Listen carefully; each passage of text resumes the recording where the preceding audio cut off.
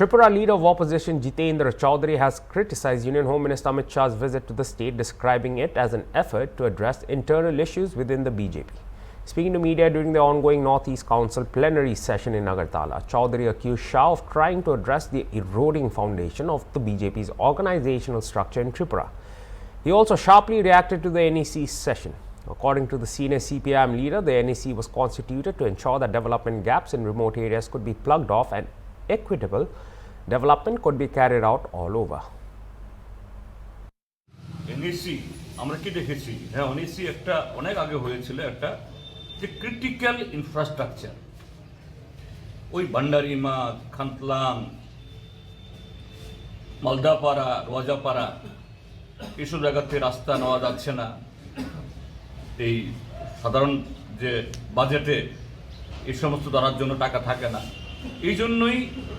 NEC তৈরি করা হয়েছে গোটা উত্তর পূর্বাঞ্চলে ক্রিটিক্যাল ইনফ্রাস্ট্রাকচার বা ক্রিটিক্যাল গ্যাপ এটাকে ইয়ে করার জন্য কিন্তু এখন এই এনইসি টাকায় কি হচ্ছে এনইসির টাকায় ওই প্রম উৎসব মেলা খেলা খেলা হলে ভালো কিন্তু আসল খেলা নয় এনইসির টাকায় ত্রিপুরা যে ড্রাগ কি জানি বলে এটাকে ওই যে নেশামুক্ত কেন্দ্র করার জন্য এনইসির টাকা